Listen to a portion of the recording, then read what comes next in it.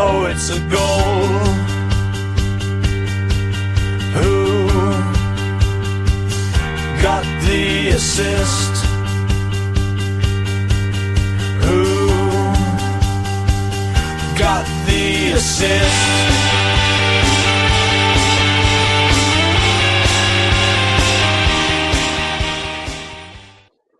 Greetings, everybody. On the weekend, where triple captain has comprehensively won FPL forever, we're here to say it's the end of the podcast. Goodbye. No, not really. But lots of stuff going on. As fixture swings are in full sway, meaning as FPL managers have many decisions to make. Joined today by Sam, fresh from a 1-1 draw at St Mary's on the weekend. How are you, mate? Yeah, very good. It was good to go to my first live match of the season. So really enjoyed that. Unfortunate not to win, but I thought we played quite well. Sadly, Southampton are not doing so well tonight. So yeah, back to normal service. It was also quite an odd experience watching a live football match whilst not able to watch or even really keep track of how my triple captain was doing. So that was a bit of a weird one, but obviously all ended up fairly okay for me, so I'm not going to complain about that. But in the real world, all good. Thank you very much, Tom. As always, we are Who Got the Assist. On today's agenda, game week 6, we'll have a quick review of that. Chips were indeed used. We'll check out how we both did individually. And today we'll be taking a deeper look at upcoming fixture swings, where the opportunities to differentiate are, and which players' fixtures will appeal most, depending on your own strategies, of course, and future planning, including what has changed since last week. Obviously, a popular week for a lot of wildcards to be used. Have we learned anything since then? Is there anything that we might have done differently for those of you who might have wildcarded? And of course, form versus fixtures, as always, a couple of mid-price midfielders in the data there. Our one-week punts return as always, captaincy, and finally our team. So it is Tuesday, the 30th of September. We've got some Champions League action going on in the background and during the week. And just a quick shout out as well to the upcoming weekend. There's an FPL meetup going on in London again at the Thirsty Bear on the 4th of October. So I think, Tom, you've got a bit more detail on that, but all are welcome as always. Indeed, yeah. Midday onwards on Saturday. The live games, there's 4 of them. Well, 3, well, I guess not. So it's Leeds and Spurs, and then Chelsea and Liverpool in the afternoon. The evening at 5:30, and then that's Arsenal, West Ham, Man United, and Sunderland going on. So we can all delight in another Bruno Pen miss. But yeah, no, it should be a really good day. Fortunately, this is one I can't make just because I've had so much going on recently. I've definitely am needed at home to do some childcare. But yeah, no, it's always a very good event, and we will definitely be along for the final one of the year, and probably one kind of a later one going on. But yeah, this time we can't make it. But yeah, should be good. The numbers are looking quite good for it apparently. So yeah, the Thirsty Bear, midday onwards on Saturday. If you can make it there, it's near kind of Waterloo East, something like that. Yeah. All right. So on to god, no, not again. Game week 6. So I did get a green arrow, Sam. I've got green arrow on my wild card, and I knocked about a million off my rank. Yeah, it is. But I benched Gabriel. So yeah, it was a bit of a bittersweet one. Obviously, it was very good that Arsenal got the last minute win. But and I was admonished about this by a friend of the pod, Dave, on Blue Sky. My FPL brain overrode the endorphins to bring a bit of a sourness to proceedings. Maybe that's sad, but that's just how it all works now after almost 10 years of doing this and being kind of quite into it. I felt like I wanted to hedge Sam, and felt like Newcastle would score and that Wolves wouldn't, so I played Romero over him. And yeah, until the 95th minute, it was all looking fine, and then it suddenly wasn't. And I also can't help but note the delicious irony in that I said last week I'm going to chronically underthink this wildcard, Sam. I'm going to not think about it too much. But the one thing that I actually did think about and do, which was to play Romero over Gabriel, has backfired yet again spectacularly. So the best thing maybe going forward for my own team is maybe just don't do anything at all for a very, very long time. Take myself out of the equation, Sam. I'm clearly the problem. I've just sort of accepted that this year is just not going to be my year at this point. Honestly, like anything that can go wrong seems to have gone wrong this year. So I'm just going to roll with it and accept it, continue on, and just have exceptionally low expectations. I'll keep playing as well as I can. I'm not going to tank my team or anything, but yeah, it just feels like I don't know. I feel like I've offended the FPL gods in some way, shape, or form. Senasai with the assist and the bonus, Semenyo with the goal, and Erling Haaland with the captaincy. My only returners this week. I mean, I do complain, but I know that FPL Stats Dan on X played his free hit, and his only return was Captain Haaland. Another friend Nick Wright, managed somehow to bench Haaland and triple captain Reinders instead. So yeah, things could be worse. The team does look very good. It's just so annoying again to just see like some points I could really, really have effing done with stuck on my bench. But yeah, is what it is. And next week it's all setting up looking quite good again. So yeah, we shall see. Plus, Tarkovsky didn't get DEFCONs the first week I owned him. So I'm very, very sorry, Sam. I've broken him for both of us. I'd relax. I think it's all good. Tarkovsky will get DEFCON more often than not. I don't think any defender will go through the whole season getting 100%. As much as we would like to think Senesi will, there will be a week where he just inevitably doesn't either.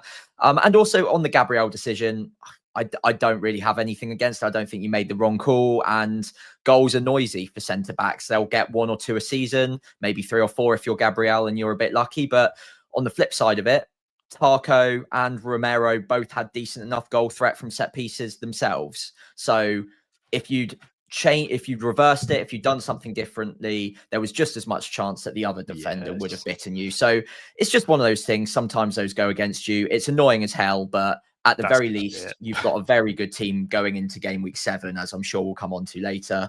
And I don't think Gabriel will be sat on your bench for many weeks to come. So yeah, annoying, but you did get a green arrow and you're on the charge. So I think you're in a good place, Tom. I think better weeks are coming.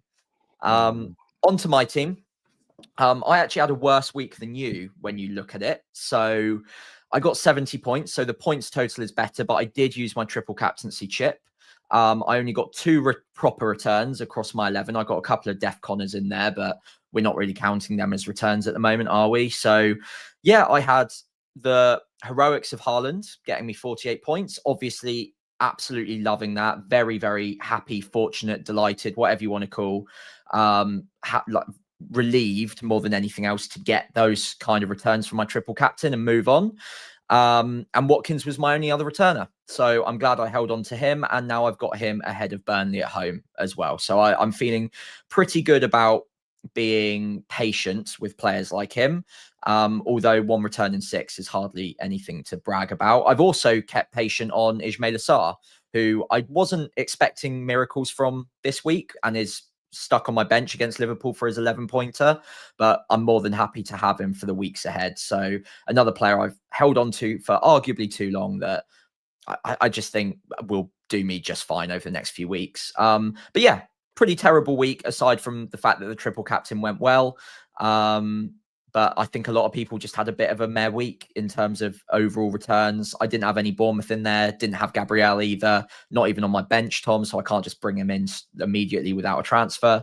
So, yeah, it's one of those weeks, but up to 1 million in rank and, hoping to get inside the top million next week.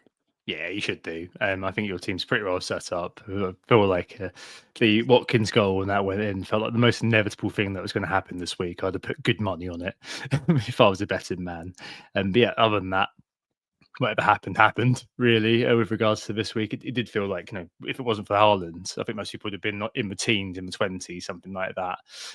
Like if Mo Salah was going gangbusters this year, and that would have kind of caused a bit more sort of like uncertainty surrounding swapping him out for Haaland. I feel like there could have been a lot of people who were marooned on like 20, 30 points this week. So yeah, as someone said in the chat, 3 returns from 11 in the green it's one of those weeks which is very strange and just masked by how dominant that captaincy was effectively this week. Only in the last minute though. Until the very, very last minute, it was looking like, oh God, there's another triple captaincy down the drain for those people who did go there. And indeed, for me, with captaincy, because my rank was so low that my EO for Haaland was 100%. So any returns were good returns, frankly. It was just the case that, him, Haaland basically in those last couple of minutes. And I know friend of the pod, Surya, all about FPL, got a response from Haaland on Instagram, which is really cool. So yeah, he knows what he was doing, old Erling. I'm just hoping that if I do put triple capture on him at some point later in the year, that he does, do the same for me. Maybe even get a hat trick, Erling. See how it goes. Right, on to a bit of news this week. West Ham did their own face swap. Yes, so breaking news on Saturday morning, which is very, very strange after Graham Potter had done the Friday press conference. Yeah, just rude, isn't it? Don't like that. Very, very strange. Potter was out as West Ham did their own swap to Nuno, recently departed Forest manager, ex-Wolves, etc. Now, I think this is a good appointment for West Ham, Sam. It carries a guarantee. Some might say an aura, but that is, again, a bit like cheat code becomes such a horribly overused term. Maybe I'm getting old now that I complain about these things, but I've heard that everywhere recently. Oh, he's got an aura. This team's got an aura about them. This player's got an aura about them. And it's just making me want to vom. But yeah, he does have that sort of guarantee of them sort of staying up, given he's just a good, solid manager for a mid-table Prem team. And that squad, Sam, I think, we've got a few players highlighted here. Seems to be suited, I think, to Nuno's way of playing as it stands rather than Potable. And some good fixtures coming up as well after the Arsenal game. So, yeah, I mean, I think they're going to become quite interesting quite quickly. Yeah, I completely agree. None more so than Bowen, down 3 times in price since the start of the season. So 7.7 million. He's kind of fighting it out with the likes of João Pedro, Mateta at that price now. And I think there's a very reasonable shout to be looking at him basically immediately after game week 7 is out the way. They've got a great little run of fixtures. Obviously, we know Nuno can get the best out of a centre forward. I know Bowen's playing slightly out on left, but he's talismanic enough that I'm going to count him as the Chris Wood of the team in a way. I don't think Füllkrug's going to get the minutes or be fit enough to take that place in the West Ham team. So I'm going to give it to Bowen for the time being. He's also got 3 goals in his last 4 league games, and that obviously includes under Potter as well. He just quietly ticks along very nicely, and the cheaper he gets, the more tempting he'll become. 7.7 seems like a great price to be looking at. No one's going to buy realistically ahead of game week 7, but after 7, 8 onwards looks great. Paquetá looks good, got good minutes, not bad positions he was taking up as well. Not bad on DEFCON either. Somerville was also pretty impressive against Everton, got some good XG from that game. I think Somerville was a player that Nuno wanted at Nottingham Forest at some point as well. So there might be a nice relationship brewing there. And of course, as we know from his days at Nottingham Forest, the defenders do rack up some DEFCON. They do keep a few more clean sheets. So if they can sort out their goalkeeper problems, which still seems to be the one drawback there, I think they're on to something really special. I didn't even mention Juve, who's got 4 assists in 6. So yeah, lots of options straight away when we get to game week 8, going to become very interesting. Yeah, Kilman, Youth, and you said Somerville, Paqueta, Bowen. I think Somerville could be one of those who just emerges out of nowhere. Just to make a good option that price. Fruki actually asked us earlier on about kind of DEFCON defenders versus centre backs, and I think that we can kind of maybe crowbar that in a little bit. We did mention a couple of weeks ago and say it was pretty much always DEFCON, but with Youth and Kilman both at 4.4, if you were kind of wild carding now, thinking there'll be a future sort of run for them. Which one would you go for? I think Diouf is equal 4th for chances created as well amongst defenders, so he's doing pretty well, especially in the in the Nuno system. As we know, fullbacks or wing backs, however you want to put it, can perform very well. So I feel like I might make an exception on the DEFCON rule and have a bit of a punt on Diouf, assuming I won't be playing him every week. I'll be playing him in the good fixture week sort of thing. Yeah, I can see an argument for it. I think there's a massive chunk of overperformance going on at the moment, though. 4 assists and 6 is the kind of returns that are just not going to be kept up along the season. You're not even Trent can keep up with those sort of returns. So I think once those kind of regress a little bit, he's going to become a bit less appealing. And if you've got a DEFCON defender that is just hitting them regularly, even if it's 50% of the time, which as we've seen is a perfectly realistic number for a lot of half decent DEFCON defenders, that is equating to, what is that? 2 assists in every 4 or 5 game weeks. So unless Juve can match that, and I don't think he can over the season, you might as well just go for the DEFCON one. And that's again under the assumption that West Ham are even going to keep enough clean sheets to make the DEFCON relevant, because there are other defenders that are hitting DEFCON very regularly that are also in defenses that we kind of trust already. So it will take a lot for me to see them as really good options even at that price point. But if they do start keeping it tight, then yeah, Kilman, maybe Juve come onto the radar a little bit. Yeah, the lusciously haired now Areola as well. Yeah. That hairstyle has completely thrown me. And yeah, no, I was playing devil's advocate a bit there. I do think the DEFCON is still the way to go. I do think Bowen, frankly, if João Pedro does go away with Brazil and play both those games and has knackered recently, let's be honest. A friend of mine's a Chelsea fan was at the game the other day and said he was just blowing after 55, 60 minutes because he's just been chasing shadows for 2 games straight against 10 men. He's gonna, I think he's playing tonight as well because they've got no one else. I think he's on the bench. He's on the bench. Okay, so maybe he's getting a little bit of rest tonight. Okay. Let me just double check that in the background whilst you carry on.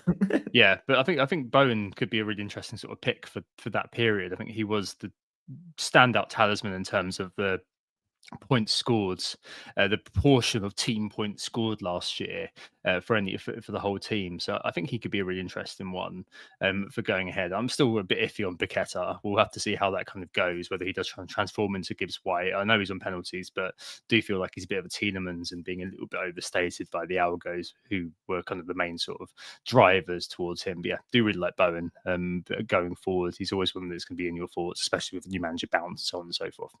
Yeah, love new manager bounce. The run is good, and would definitely consider them if I was wildcarding soon. That's for sure, because there are going to be, if you don't go for João Pedro, there is one player we'll speak about later on who's doing very well in the underlying data too, plays for Chelsea. All right, but first, let's talk about swing to win. Interesting one to talk about this week, as there's more swingers at the table than a car key party, and there's even more to come. Yeah, you can't talk about swingers these days without people thinking about the pineapple, can you? But actually, to help us contextualize this a little bit more, I've identified, Sam, for us, because everybody knows, for example, that Arsenal have a swing in fixtures now, the City and Liverpool have a swing in 13, Chelsea actually have a swing in 8, which isn't on this graphic because it would have ruined the aesthetic. But I thought, instead of kind of identifying those, because they've already been pre-identified, there's no point in going over those again. What I thought could be interesting is to think about 3 types of swinging. No, get your heads out the gutter, people. 3 types of FPL fixture swings, which could be potentially different and could potentially impact how we plan things. So the 3 types that I've kind of identified are thusly. One is a mini swing, so where teams or a few teams have a very small set of games which are good. So maybe you have 2 or 3. So I've identified here, for example, in game week 8 and 9, Leeds, West Ham, and Wolves all have a good pair of games. So Leeds have got Burnley away, West Ham at home. West Ham have got Brentford at home, Leeds away. Wolves have got Sunderland away, and then Burnley at home. That's it. The rest of the fixtures then become more mixed. But over those 2 games, they're really good. So that's a mini swing. The next step up is kind of a midi swing, where a few teams have, say, kind of 3, 4, maybe 5 weeks of good fixtures, a midicosm, such as Arsenal right now, and a couple of others, including Newcastle, whose run's actually pretty good. If you take away kind of the FDR and just look at it, really, it's not bad at all. And Forest, Brighton, Fulham, West Ham, and Brentford up to 11, and Man City, who have, yes, they've got Liverpool in game week 11, but the next 4, Brentford, Everton, Aston Villa, and Bournemouth, are all perfectly good for City. So that's 4 or 5 games for these teams, which will probably constitute a bit of a midi swing in my view. And then at the very extreme, you've got the maxi swing. We didn't have very much of this last year. I think last year it was really, really kind of quite mixed. This year we do have a real turnaround for a few teams when we get to game week 13. We know Liverpool and City have a really, really good run, but also Bournemouth have a really good run then, all the way up to game week 18. Sunderland, Everton, Chelsea at home, Man United away. Not the best fixture in the world, but actually probably fairly decent based on what we know now. I'm assuming some Chelsea defenders will be back by then, but you never know. Burnley and Brentford. And then Newcastle, again, feature here. So Everton, Spurs, Burnley, Sunderland, Chelsea, Man United. Again, same caveats apply. So there's lots of, I suppose, different ways of looking at it. But I wonder if looking at swings in this way that I concocted today could help managers better assess and plan what's coming up in the short, medium, and longish term. So I suppose we do different things depending on sort of the different types of swings that we'd see, right? Yeah, and I think the mini swings are particularly interesting if you're about to plan something like a wild card, or you just need something to paper over the cracks for a couple of weeks, maybe find a quick differential, someone that's a bit of an enabler. Obviously, last week a lot of us went from Salah to Haaland. On the other side of that, you're probably downgrading Salah quite dramatically. You're probably looking at targeting a couple of fixtures there with the mini swings. And if you just look at the teams that you're picking out here, Leeds, West Ham, Wolves, they're not necessarily players that you need or want to have long term or to rely on week in, week out over the long term. So what you can do with those are store them on your bench for a lot of the time, Leeds in particular with your 4.0 defenders, your 5 million midfielders.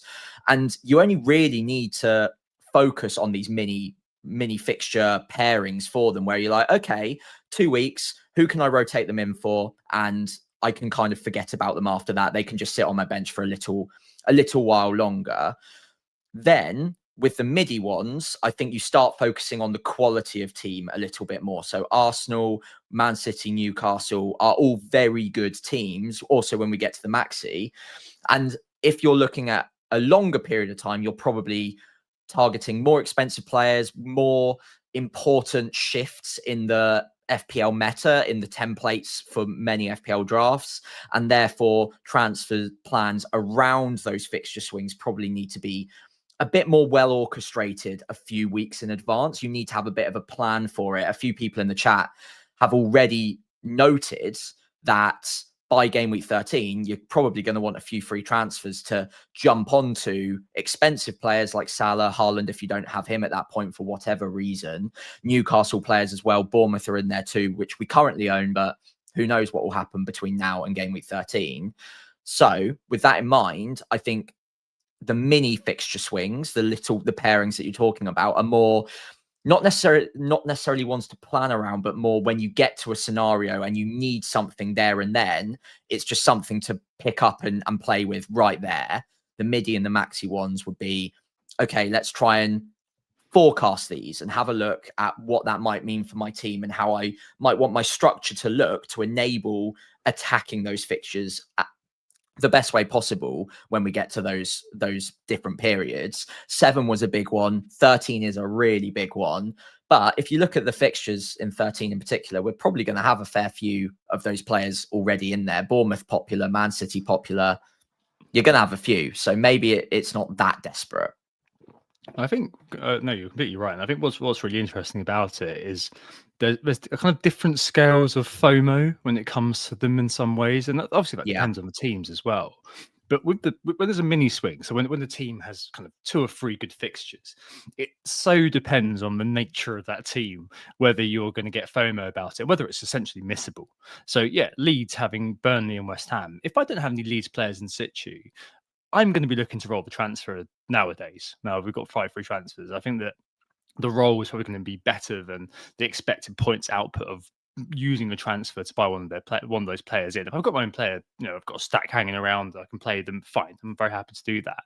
But unless we're seeing kind of a Man City who have got a pair of newly promoted clubs back to back all of a sudden out of a really kind of dog fixture list otherwise, then I think that's quite missable. But as you say, when it comes to the midi, comes to the maxi, as people in the chat have also identified, that is the point when you do a couple of things. 1 is plan chips, and 2 is plan to get those free transfers in place. And it's also when you might buy a player, just even though kind of in the short term the fixtures are quite mixed, because you're thinking, well, I've saved myself a transfer in the future going forward. That's why, even though Bournemouth had Leeds straight away, after that, Fulham, Palace, Forest, and then City and Villa's not the toughest fixture in the world. But I was thinking, well, I might as well get Semenyo, obviously, and Senesi in place, just because the 2 things sort of mixed together. And same with Man City, similar to Newcastle. I do kind of think maybe I could have kind of thought about them a tiny bit more. And if you're wildcarding this week, I'd certainly be thinking about the Arsenal games out of the way. There's loads of different ways to kind of approach it.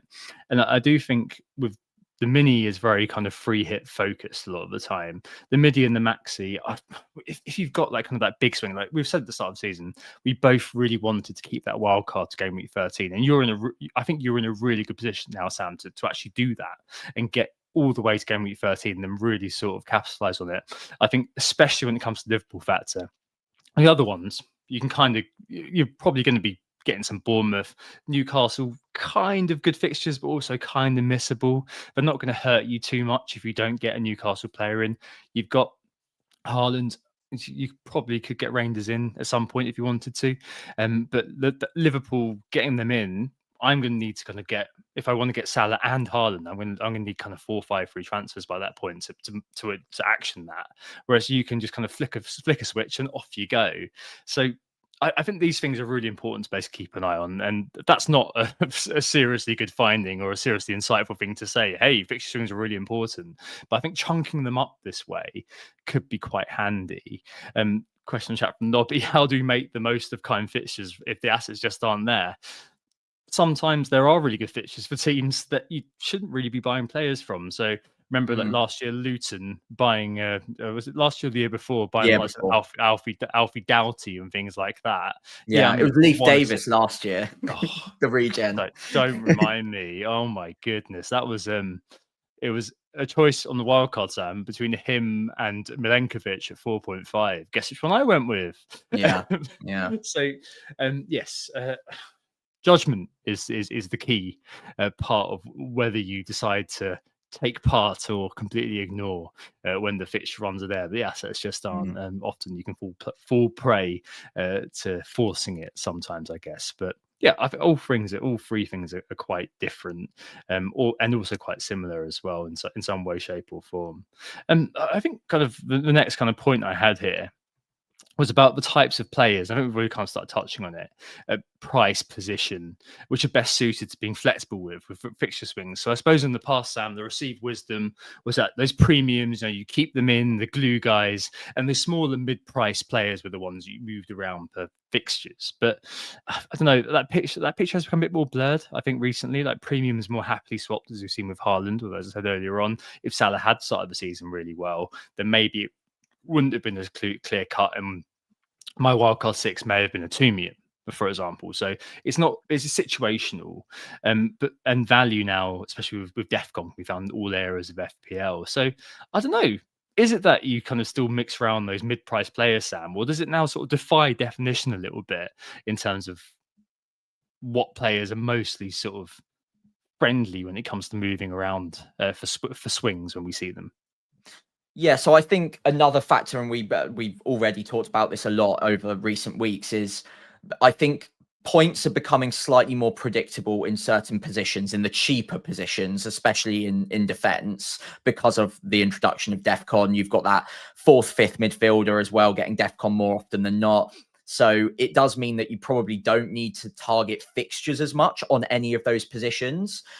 The second point on that is, with a lot of these middling Premier League teams, and unlike last season and the season before, where there were enough really standout good fixtures on the ticker that you're like, okay, we can undoubtedly say that Bournemouth players are worth bringing in for this run of 6. And this was before Bournemouth turned amazingly good like they are right now. But there was more of a drop-off to the lower few teams in the league. So there were patches of fixtures which were very clearly identifiably targetable, even for the middling Premier League teams.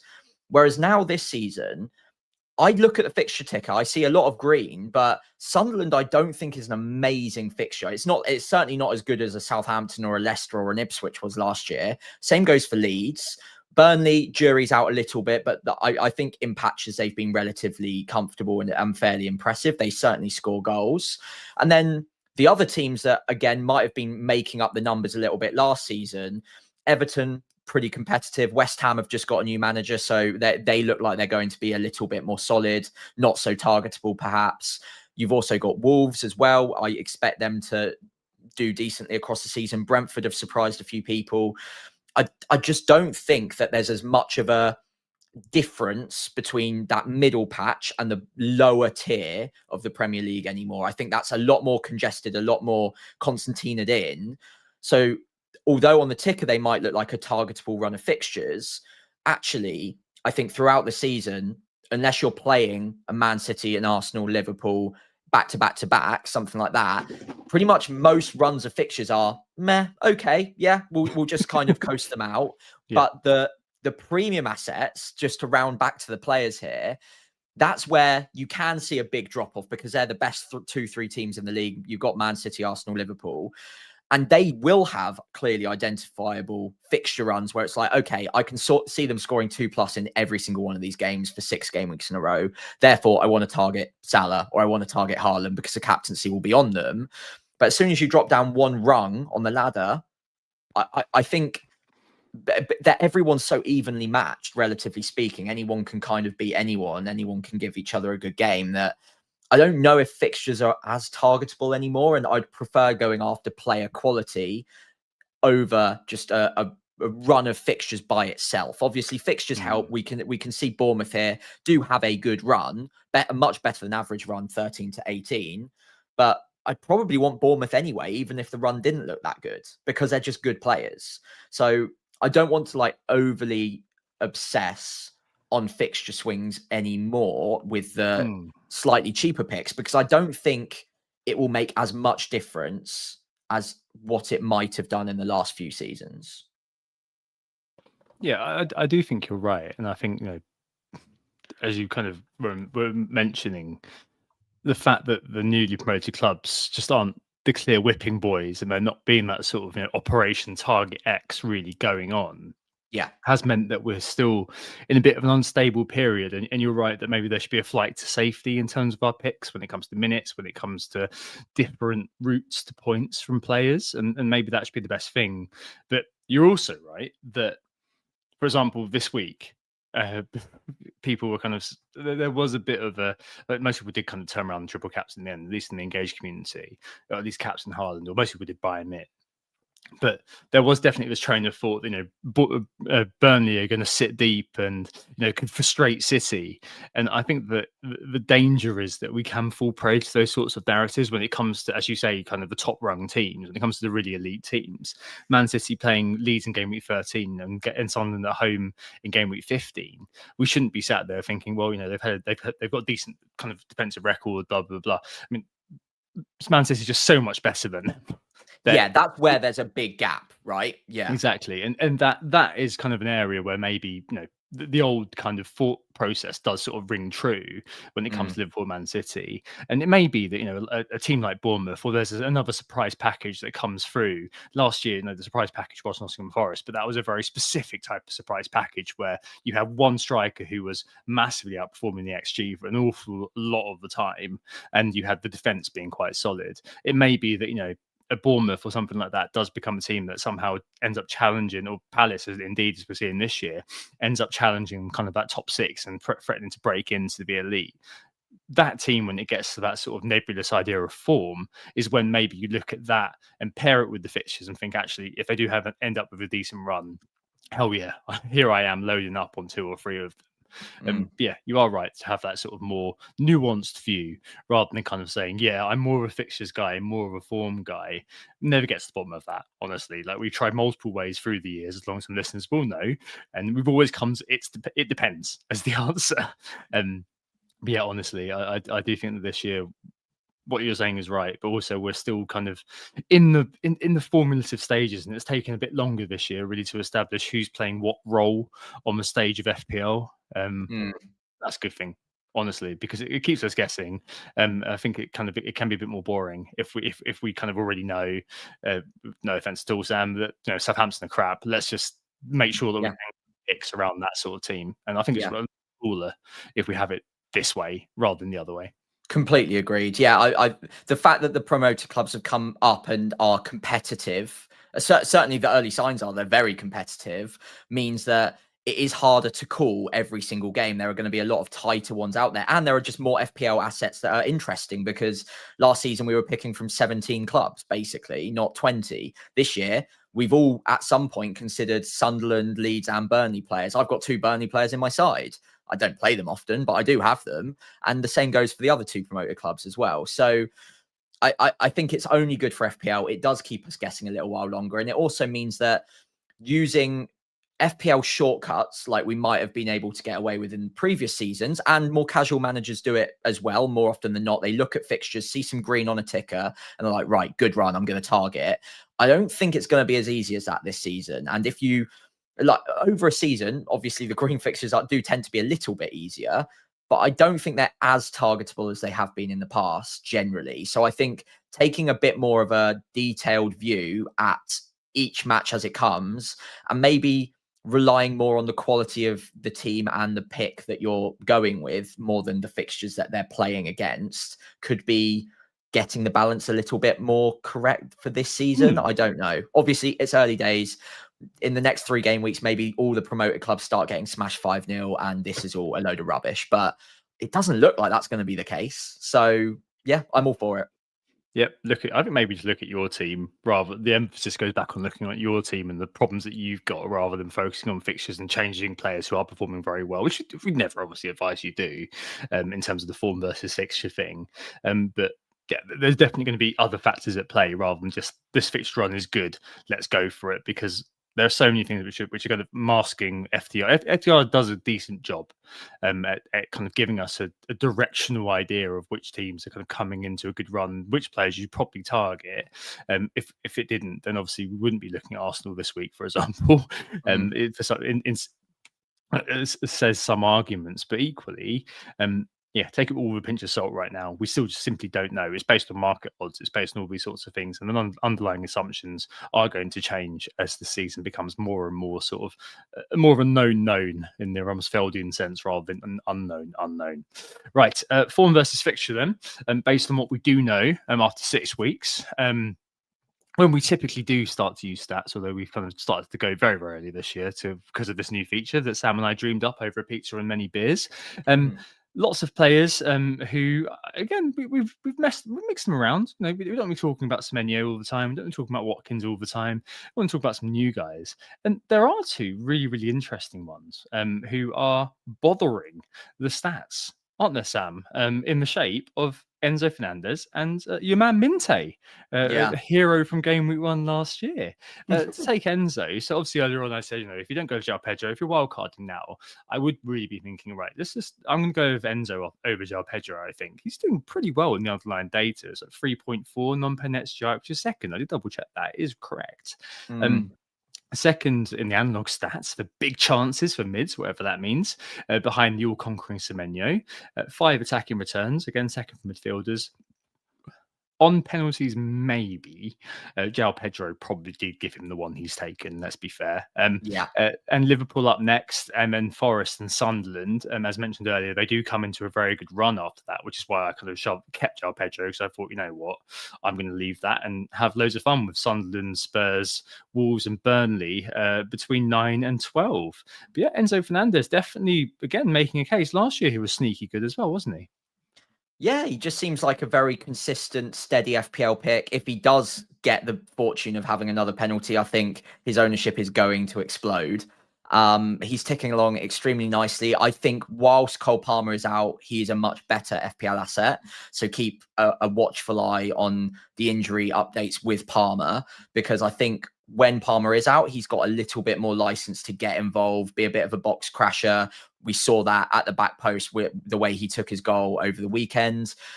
I don't know whether it's going to be ticking along at this kind of rate forever, but even if it drops off a little bit, I still think that he's very reasonable value. And yeah, he's putting up the numbers to back it up. I really like the fixtures from game week 8 onwards. Once Liverpool's out the way, if Palmer is still nowhere near getting back into the side, Enzo is going to be very tempting to bring in, because I do have a feeling that the longer the Palmer's out, the more opportunity Enzo's going to have to express himself in advanced areas. When Palmer's back, I think he probably drops in a little bit. That doesn't make him an immediately bad FPL option, but he won't have the same sort of open play goal threat as he might have done without Cole Palmer in the side. I know what you mean. I do think that Palmer's been, as has been widely noted, slightly off the boil for quite a while, Club World Cup aside. And Enzo has been picking up the slack to some extent, just to the eye, I suppose. You always can notice him, especially when you think about the goal this weekend. You notice him in those sort of advanced areas. entering the box and when possession's on the other side, kind of trying to get on the end of things, which I think is quite an interesting sort of thing. And in FPL parlance, you'll be playing the box-to-box midfielder an awful lot more. And you're right, though, that if you've got Palmer sort of in the way, it kind of depends how he facilitates things. But no, I do think it's a really interesting pick. And if you're wildcarding this week, I think I'd definitely be favouring him over João Pedro, put it that way. But I don't know if he's in the Argentina. I don't know if that selection is out yet. I know he was suspended the last time, so he might be going over. So much João Pedro, though. To be fair, just have to kind of roll with it and see how it goes. And Liverpool up next as well. But one to just kind of have because the fixture run's quite good and he's performing well, which is quite important. On the other hand, Minte, who's fallen in price, he's down to 5.9, equal with Enzo for non-pen SGI. Second, Sam, again, analog stats for carries into the penalty area this year. Jack Grealish is first, and he's third for Nick's favourite pen box touches. I think the real thing with Minte really is that in contrast with last year, there's not that much sort of real minutes competition. And if you do watch him play, akin to the likes of Ndai, but probably a bit more like Grealish. He's very sort of eye-catching in the way he kind of plays his role in the Brighton team. And he's just always so far forward. Like there's no sort of inclination for him that he's going to be doing that much defending. A really sort of exciting player that you could potentially kind of hang your hat on for 5.9. The fixtures are mixed, but potentially one that you might be considering, Sam, at some point. Yeah, I think if you were someone wildcarding this game week, he'd be very interesting. And I would even put him in the conversation as someone to maybe look at instead of a Reinders, for instance. He's got much more open play goal threat at the moment, and they're floating at around the same sort of price now. I think there's only 0.1 between the two. And if you actually look at Brighton's fixtures, they never have a particularly great patch all the way through the season, I don't think. But all the way between now and I think if I just check up till game week 16 when they play Liverpool away, you're perfectly happy with playing him in every single week up until that point. And the big question with Minte has always been whether or not he's just going to get reliable enough minutes. Last season, it was early substitutes. It was missing out at random every now and then. It just meant that you couldn't rely upon him. I think he's taken enough of a step up this season that Hertzler trusts him and that he's early days, but I think he's progressing to the level of the trust that he has in a Matoma, for instance. And if he's got the fitness, if he can maintain that fitness throughout the season, I think he could be a fantastic differential and very cheap pick with good underlying data. The reason that I was so keen on having him at the start of last season was the data was almost inhuman. I couldn't believe how good it was. Yes, it was from a poorer league, but it was really quite sensational. And he put up good numbers last year as well when he was on the pitch. He just needs the minutes to help convert that. And I think might be a bit too bold of a statement, but I think you're looking at another Semenyo level player here that give it a year or two, we can be talking about him in a very similar way that we're currently talking about Semenyo. So yeah, I mean, if he can continue like this, I think he's a fantastic pickup. And if I was wildcarding this week, it would be a real decision to be made between him and Reinders. The next tough fixture they face is Liverpool in game week 16, so in December. Exactly, Realistically, I mean, okay, Newcastle at home in game week 8, but who they used to play for? Newcastle, PSR sale. I don't see any problem with, as you said, owning him and just playing him across that kind of fixture run. I really like it. I wish I kind of thought about him actually, rather than going with Ndai a little bit more, which is kind of the point of this, to help other people think about things rather than me. Also, a note on Minte, just before we move on from him, sorry, I'm pretty sure he doesn't go to AFCON. I don't think Gambia qualified. Someone could please correct me if I'm wrong on that. But I was looking at the AFCON group stage pictures earlier, and I don't think Gambia are on there. No, they failed. They failed to qualify. Yeah, so their run, Semenyo. Their run from we talked about game week 16 being the first tough one. So Liverpool in 16, the run after that, Sunderland at home, Arsenal away. Okay, granted, not a nice one, but after that, West Ham away, Burnley at home. So through that Christmas period, some great fixtures as well. So 2 bad fixtures between now and game week 21. Pretty good. I like it. So you're telling me I should sell and die for Minte tonight? Right. Okay. Hang on. Let me just get on the Yes, FPL website yes, and do definitely. exactly that right now. Right. No. Let's get out my own way, Tom, and not do that sort of thing. Right. Finally, Senesai. I think this is an interesting one just because if you're wildcarding now or you're kind of have a defensive move to make now, there's kind of that thing that crops up in FPL sometimes. Have I missed the boat? On a player like this. So he's risen 0.4 this year. I think that makes him second highest riser after his teammate Semenyo. He's gone up 0.7, I think it is now. Semenyo, maybe I don't know, but he started season 7. Up. 0.8, yeah, absolutely wild, absolutely mad. Senesai up to 4.9. Last year, 9 attacking returns. He started about 2/3 of the games. This year, up to a couple of assists thus far. Bossing the DEFCON, of course, most DEFCONs of any player. As we noticed earlier on, in terms of the swings, Bournemouth do have a very good run from game week 12 all the way, and they've also got kind of okay fixtures. And you can kind of bench them in game week 10 when they play City, which who will get DEFCONs, but they're probably going to concede in that game. But who knows? Because on the impossible job effectively of replacing their entire defense and somehow managing to look just as good, if not better. Yeah. Question though, Sam, with NSI, we're not going to be going over it and saying if he's a good pick or not, because I think he demonstrably is. I think the key question really with him in this form or his team's form, which contributes to him, etc., have non-owners missed the boat? If you were wildcarding this week, Sam, would he be in for you? 100 million, 10 billion%. There's not a universe in which I wouldn't own this person on a wild card. It's the perfect storm. Everything is going for it. Good defensive numbers.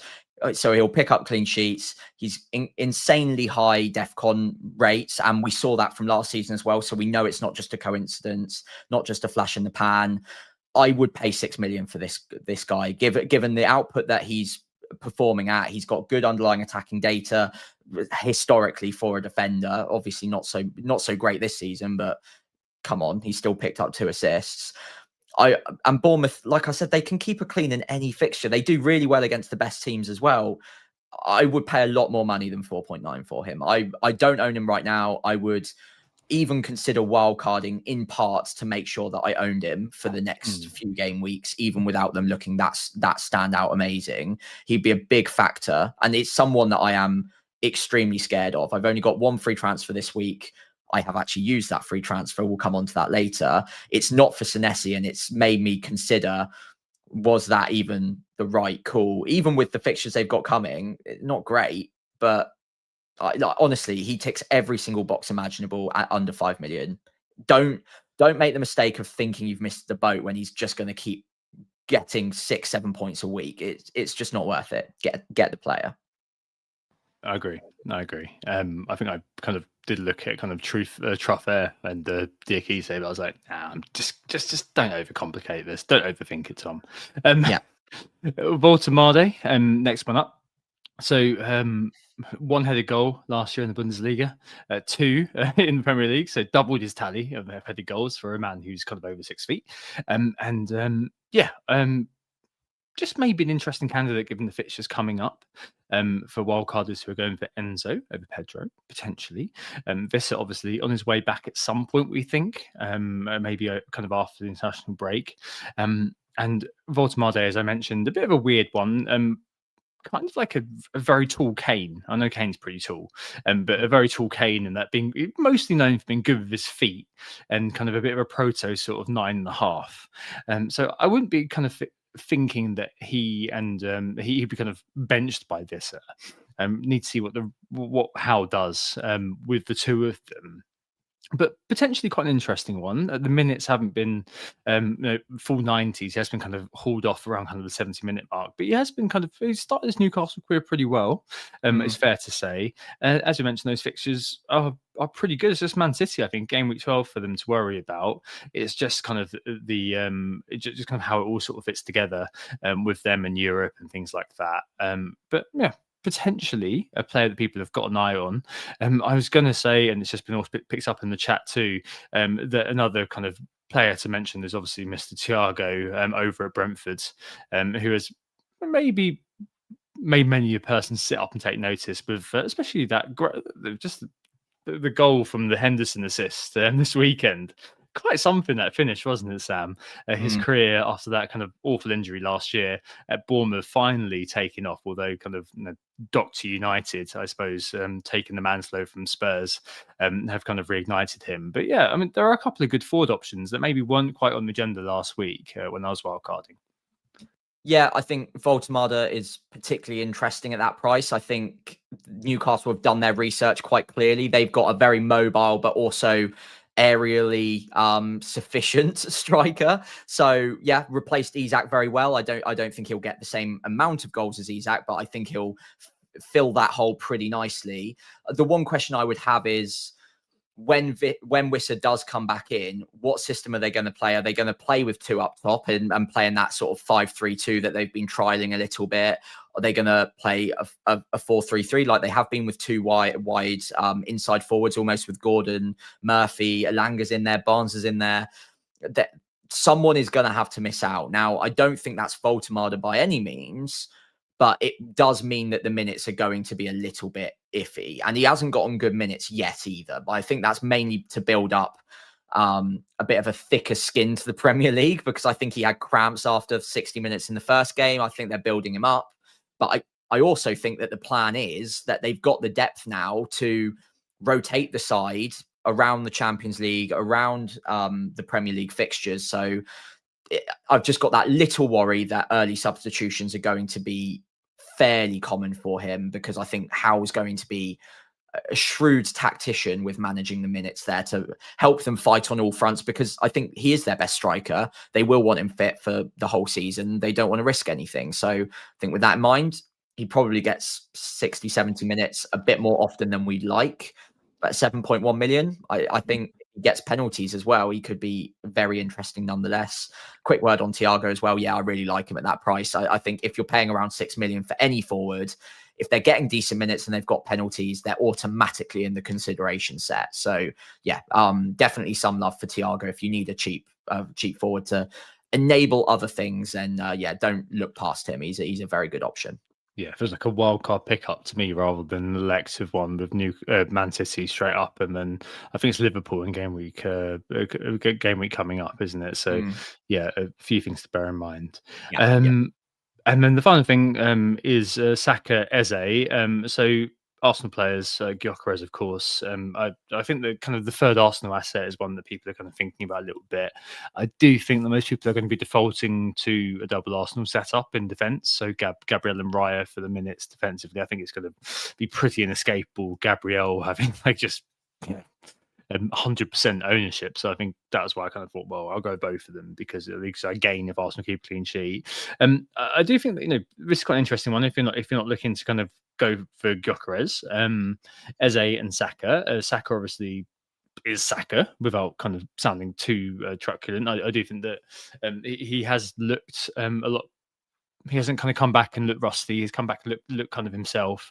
And I think Gyökeres as well is sneakily actually quite good for him, because there's that again a little bit like Havertz, but maybe more of Gyökeres. There's a sort of physical presence in the middle, and that kind of focal point for Arsenal, which frees up space for Saka to do Saka things. On the other hand, you've got Eze looking very interesting. The only problem is that Odegaard, if he comes back, where's Eze play? You got Martinelli, who's in competition on the left, and I don't know if I can completely trust Eze's minutes as it stands, which would probably make me think if I was going for the midfielder, I'd still kind of try to pull out the cash to buy my boy Bukayo. I do think Gyökeres is probably at the moment while Havertz is out the one I've got, and that's kind of the way I went, even though I'm not 100% convinced, as I kind of mentioned in pre-season about him. Of these, Sam, I'm guessing you'd be agreeing with me by what you said. Yeah, I would. As boring as it is, people have strong opinions on Gyökeres already by the looks of it, but I think he'll tick over nicely. He'll get 90 minutes more often than not at the moment. And I think, I love both Saka and Eze as players. I think they're phenomenal. I'd love to own them, but there are individual issues with both of them right now that would put me off enough. I mean, Saka is too expensive to be carrying a minutes risk, and given that Arsenal have been wounded in recent seasons by some pretty serious injuries and have already seen a couple of players go down this season, including Saka's direct replacement, his backup, Madueke. I just don't think they can afford to run him into the ground. So I think he's going to consistently get brought off fairly early around a lot of these easier, in inverted commas, Premier League fixtures. If the game is sort of, well, actually, I was about to say if the game's dead, but we saw against Newcastle, we can still get brought off early even when they're still fighting. So I would be too concerned to go with Saka at 10 million, well, just under 10 million. It's too expensive for a player that I'm not getting all of those other like box ticks from the 90 minutes, the penalties. I don't think he'll have those. And I just think, as much as I love him as a player, he'll get returns. I just don't think it'll be enough for the price when you've got Gyökeres at a slightly cheaper price, who now probably has the penalties as well and will probably stay on for longer. I loved what I saw from Eze in the central role. I thought he was brilliant there, obviously getting some good shots away, unlucky not to score. But again, I think you absolutely hit the nail on the head. I just don't know if week on week, you know for certain that he's either going to start or get 90 minutes. And because of that, it makes it a slightly problematic pick when we've only got, if we could have unlimited Arsenal, then there might be a place for him, but we can only pick 3. So are you going to go with the players in the double defense and know for certain they're going to get 90 minutes and clean sheets most weeks? Or are you going to take one out, take a risk on Eze or Saka, or maybe even Gyökeres out as well? It just doesn't sit right with me at the moment. I think as boring as it is, you get points in FPL by going with what you know and going for the nailed players. And I love them both, but I just can't go there yet. Yeah, I agree. As one of those players, just pure vibes. I love seeing him in Arsenal kit, and he's one of those players that I want to have in a fun sort of format. The sort of thing where you can just pick a player, enjoy the fact that they're there. You've got a stake in them for that week or a little bit of time. As an Arsenal fan, I've got a stake in him anyway. But just for 1 week, you got a bit of a stake in him. And hey, you know what? In the 1 week punt update, Sam. Hey, guess who my pick is this week? So last week, blanks for both of us, and I with the 2-pointer, one shot, I think it was, in kind of the early on, and kind of just a bit quiet in that game. Yeah. And for you, unfortunately, one of the Esteve goals was initially, people thought it was a Foden goal, but unfortunately it did go to Esteve, who scored as many as Haaland did in the end. But Foden also picked up yellow cards, just 1 point. So it doesn't really change very much. 25 for me, 16 for you. But yeah, Eze for me is my pick this week against West Ham. Just vibes. Pure vibes. Yep. Nothing else. Love him in Arsenal kit. Love the fact he's playing for the team that I support, even though I do like Palace, but loving the team that I support. And this week I'm backing him to do well against West Ham. Yeah, love it. Quick shout out to Pedro Porro, by the way, blocking those 2 Esteve own goals on my bench from coming off my bench and giving me my second minus player of the week. I was panicking a little bit. But yes, Foden blanked, unfortunately. I'm playing this for a bit of fun, obviously. And this week, after his heroics against Fulham, I think by this point I'm calling that heroics. Yeah, Watkins at home to Burnley. Let's go with it. And I think he scores against Burnley. So yeah, fingers crossed. I think so. It's one of those games we were circling, just being like, all right, at this point we were thinking we'd be having a season keeper in our teams, and obviously still in your team. But I was thinking at that point, yeah, you know what? By that point, I'm going to be laughing. I'm going to have 4 or 5 attacking returns over the first 6, and be like, maybe thinking, oh, maybe I could captain Ollie this week. But yeah, so it has not proved, unfortunately. Right, on to best captain this week. I think this was before the Bruno Pen miss, and I don't know to what extent that should probably impact our thinking. One that we were maybe thinking at the start of the year, oh, this might be a week where there's a lot to talk about. For old Erling Haaland, he's not doing too bad, is he? 8.6 non-Pen XGI, more XG than the top 12 Premier League sides now. So that's 1 more than last week, unsurprisingly.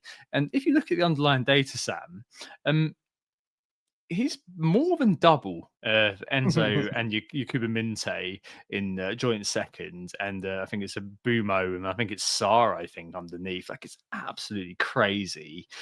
So it just kind of feels like, yeah, I mean, it's I don't think it's triple captain week for those who have not used it, but I mean, could it be? It could be. I think there will be better opportunities later on, personally, but there are goals in this game for him, and we've seen from seasons past he can hat trick against pretty much anyone. So yeah, I'm just not overthinking it this week. It is Haaland for me. I think if and I know it probably shouldn't matter, but it does a bit that Bruno missed the last penalty, because that's now 2 out of 3 this season. And as much as I still do think he'll take the next one and continue on penalties, with every miss, it does just get fractionally more likely that one of the other guys is like, give me a go. Like, let's try this out. Because it's not like in the past, Bruno has never given away a penalty to someone like a Rashford, because it has happened.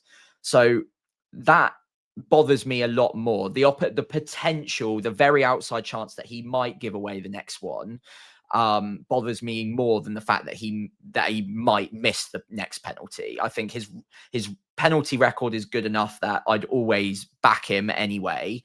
But yeah, it's just the slight hesitation I have around the psychology around it and the team, whether he would generously donate one just so he's not in the firing line for this particular penalty, and that might be putting me off. Also, Sunderland are not a bad team defensively, and I don't know if Man United are going to find it that easy. Whereas, like you said, Haaland's got the XG of more than most teams. So I just think keep it simple, go Haaland and sleep well at night. Gyökeres might not be a terrible pick. Watkins, if you're absolutely insane with the fixture. But yeah, I just think it's Haaland. Simple as. I agree. I do think with United, that there is definitely but they've created the most XG in the Premier League this season. I mean, yeah, come on. I mean, they've had 4 penalties, right? And they are third is it? I think is it 3 or is it 4? Well, Bruno's taken 3 penalties. Put it that way. Okay, I think it's 3. Yeah, you're right. He scored 1 and missed 2, haven't they? Correct. They are third for non-pen XG. It's just that last week, for example, they had 1 penalty. So Bruno did not improve his non-pen XGI last week at all. He had 1 penalty, Man United, and they also had 3 shots that were 0.3, 0.4, and 0.3 XG. So 1 XG. They were all by 1 player in 1 passage, which was Benjamin Sesko when he finally scored. So that's the danger of a small sample, I guess. It's all kind of fluffed it up. It's all very fluffed up. So it's one of those things that if you do see that peddled around, I just kind of question that a tiny bit. On Gyökeres, doing well when pen box touches. I know that it was mentioned in the chat as well earlier on that he has had a couple of 0 XG games against Liverpool and Man City. I think a lot of that is attributable to how we set up in those games, to be honest. I'm not going to lie. I agree.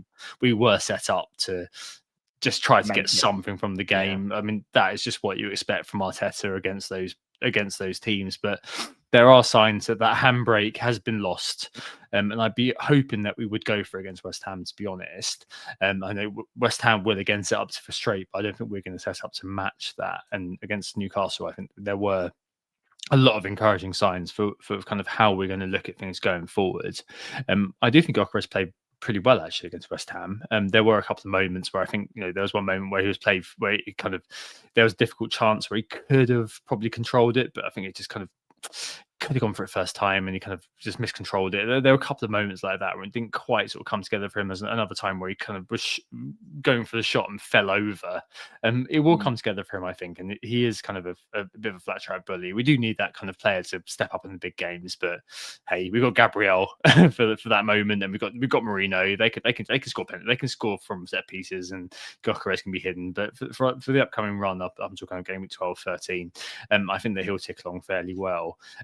It's just going to take a very, very brave manager to go against Erling Haaland this week. And frankly, that's far too rich for my blood, but given how Haaland's performing. Not TC for me, but I do think that that's probably, worth just not worrying about too much, to be honest. Right, okay, our teams for this week. So, Sam, you're going to try to make it then to game week 13. I see that you've already got big Gabs in. So Mario is no more for you. Makes a lot of sense. I don't think you've got any need to wildcard, have you, for a little while? I'm not sure. I'm still thinking about it even for this week, to be honest. I like a lot about my team, but I think week to week there are holes that are appearing that maybe I like whenever I show my team to anyone else, they're like, what are you even talking about? But like Sanchez in goal, I think is an issue. I want double Arsenal defense from this week and I can't get to it. I think I can cover it off well enough. I've made the Gabriel transfer early, obviously. Porro, I think, is an asset I'd like to move on. Probably also Senesi needs to come in at some point very, very soon. I'm just bleeding points every single week that I don't have Senesi and I do have Porro in my starting lineup. As much as I like Anderson, both Andersons, in fact, they are kind of just surviving on DEFCON alone and nothing else at the moment. So I think those are potential angles. I don't have any Crystal Palace defense, for instance, as well. In my midfield is probably my strongest element right now. But even that, I think there are potential upgrades I could make. I like the fact that I've got Sarr in there against Everton. I don't think it's a great fixture, but he's good enough that I think it will be okay. Bruno and Reinders, I'd probably maybe switch out two of those on a wild card, probably hold on to Fernandez, as annoying as that might sound. And then up top, Watkins has got one more week.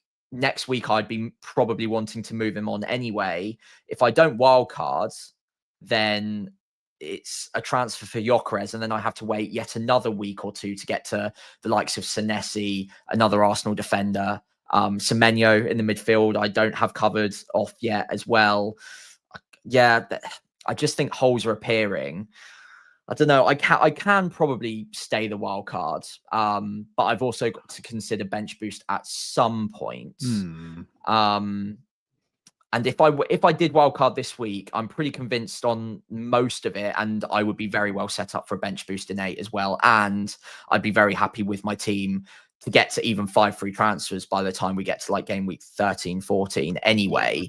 So do I even need to wait on using a wildcard then? Or am I just going to, I suppose the big question for me is, am I happy, or do I think I will drip too much value in points and in price over the next 6-7 game weeks before I even get to the wild cards to make it worthwhile holding off?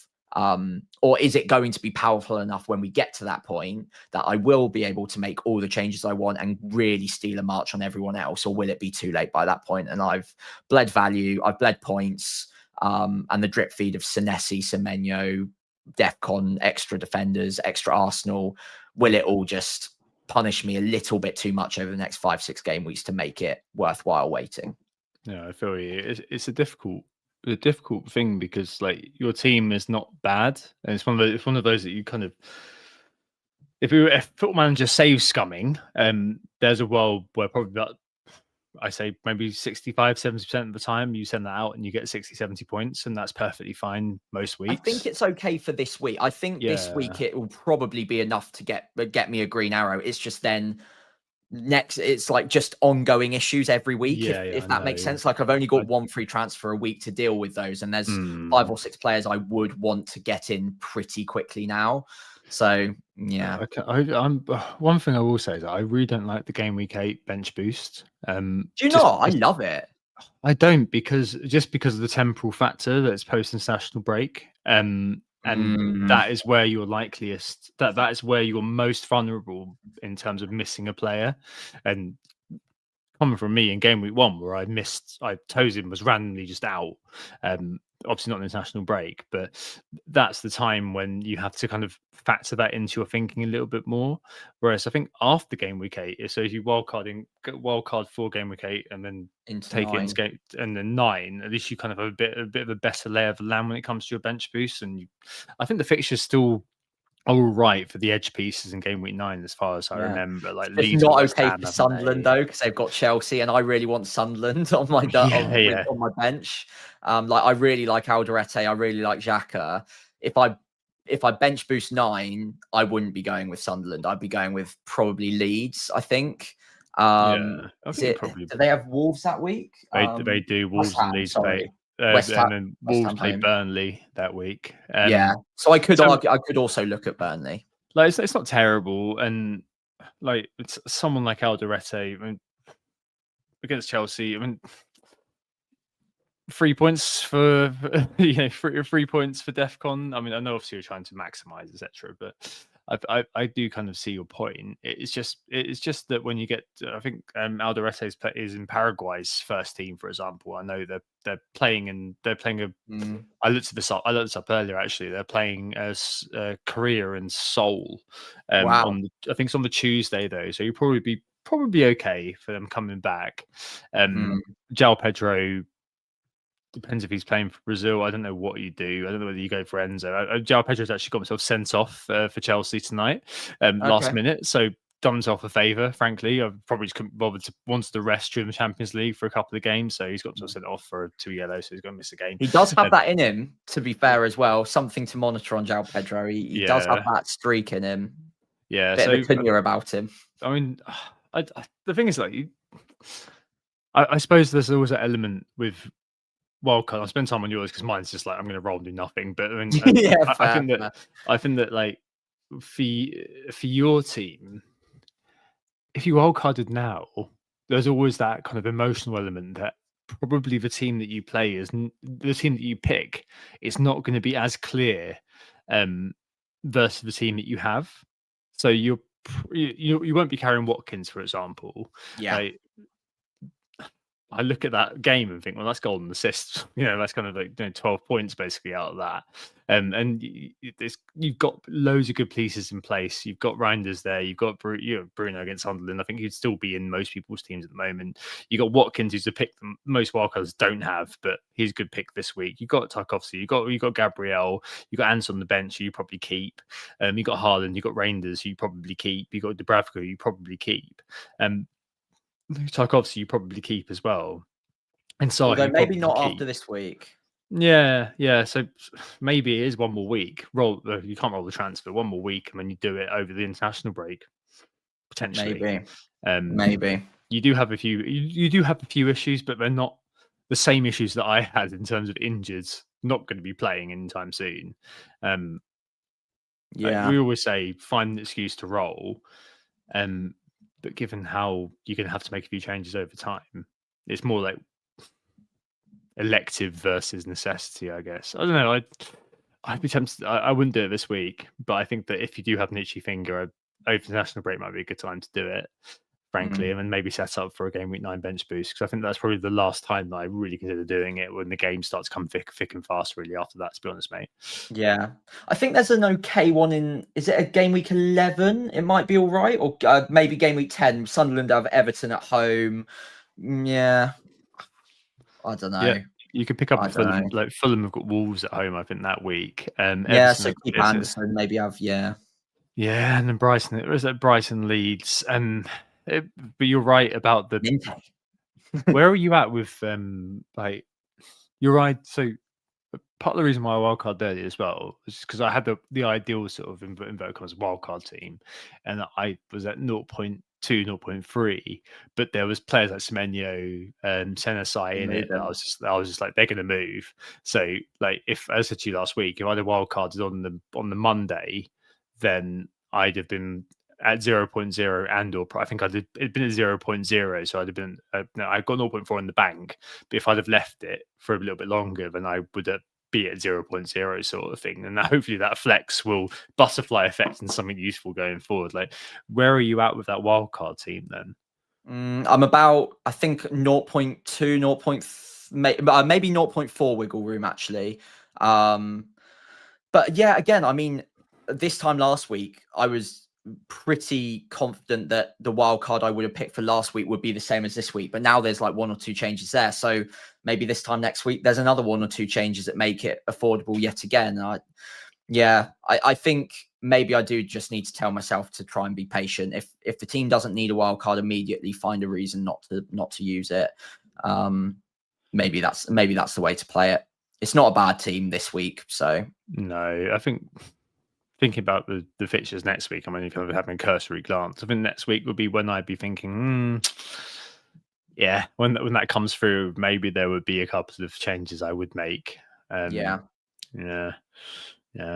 Who knows? Maybe Salah comes back into it, and everyone wants to get back to him after Chelsea's out of the way. Don't know, mate. One visionary at the start of the year said he'd score under 150 points. And I'm taking that one. If that comes true, I still can't believe that will come true. But I yeah, will maybe. not get any recognition whatsoever. I'd have to do some. We'll be shouting it from the rooftops. That we'll be shouting it at all the FPL meets. It will be a big thing. No one will ever care. Hey, there we go. Liverpool just lost tonight as well. Wow, against Galatasaray, right? Against Galatasaray, indeed. Yeah. You know who didn't lose though, Tom? I know. Mighty Saints won 2-1, didn't they? Yes. Yeah. Allison was off injured as well, by the way. Oh wow, okay. That actually matters to you in any way, shape, or form. Interesting. No, I don't think it does. Right. Okay. There we go. Onto my team. I'm doing nothing. Gabriel is being played. Romero is also on the bench. Didn't play tonight. Not in the team. Maybe injured. Probably international break injury. But I don't care. I'm going to do absolutely nothing. The plan is to do absolutely nothing all the way into game week 10, when I'm going to probably buy Minte for Ndai. But yeah, I'm just going to do nothing for a little while. And that looks so strong. Just that hope if that doesn't get a green arrow, I don't know what does. You say that, but given my luck over the last few months, Sam, I'm going to say that I'm going to get 35 points. And that Salah will go wild, and I'll have a red arrow. Somehow, it's just going to happen. I feel like I've done deal with the devil at some point. I'm not sure when. Maybe when Lucy was on the pods, and I was just like, oh, I really need a good year this year. Please, FPL devil, sort me out. Or maybe, back in the past when I got like a really good rank, but obviously I was very ill. Maybe I was like, if I survive, give me a good. I'll take it. I'll take one very good FPL year. But after this, it was all going to go badly. But I'm just assuming that this squad is so well owned that it's not just me. I'm going to take so many people down with me that there's some schadenfreude in that. But yeah, no, I'm not going to read the team out because everyone's going to know what that team looks like because everyone else has got it. But yeah, I'm also pleased to announce that I'm now solvent, Sam, in terms of my team value. I'm at 101 million after being down to 99.7 at one point, just because I bought the players everyone else seems to be buying. 101 million or 100.1 million? 101 million. Wow, that's risen very quickly. It has, I think I'm like 99.5. It's just buying players like last week, all those swinger players like swinger players, all those guys like Senasai, Gabriel, Raya, Semenyo, Haaland when he was 14.1. Now he's at 14. Yeah, 14.1 I got him in at, and now he's 14.4. Like all of these players, just getting them in really early. And the players I'm probably not going to be selling, but at least it kind of makes me feel better about my financial situation, as in life. Anyway, that's it. I think we've done very well to get that out of that. But hey, there we go. Hopefully, green arrows this week. Yeah, fingers crossed. I mean, I think you look very well set up, and I don't think I look badly set up. So fingers crossed for both of us. And of course, if your teams look anything like ours, fingers crossed for you as well. Today has been a pleasure as always, Tom. Thank you so much for all of you coming in and listening to us, especially with Champions League going on in the background. We have, as always, been Who Got the Assist. You can find us on Blue Sky at Who Got the Assist, all written out one word, or FPL Pricey for me. On X, it's WGTA_FPL, FPL Pricey as well over there. And on YouTube, it's WGTA_FPL, and I'm FPL Pricey on there as well. If you did enjoy the pods, please do one or all, preferably, of the following, including following us on those social channels, giving the pod a 5-star rating wherever you're listening in, or if you're watching along on YouTube, we'd really appreciate it if you did hit like and subscribe before you're done watching. Thank you so much. Yep. Friday night deadline this week, and yes. You got your Thursday night for you. First one I'm missing. That's why I would have said it otherwise. Sorry, mate. I've been doing well so far, but I'm out on Thursday, so I can't make it. Might try and do like a Friday during the day or something, or maybe I'll do a Friday live stream for the deadline if anyone's interested. Maybe. I'll think Check about him it. out. FPL Pricey on over on YouTube. Anyway, thanks Sam. Thanks everybody very, very much. Thanks for listening. Hope it's just you. Think about fixture swings and swingers in general. Don't get your car keys out, people. Or do, if that's the way you want to live your life. I'm not judging. We're back next Tuesday for an international break special with pod friends, FPL Analytic, aka Simon, which we're looking forward to, talking about the enduring impact on analytics and FPL. All the best for Game Week 7. Remember that own deadline, and see you next Tuesday. Oh, it's a goal. Who got the assist? Who got the assist?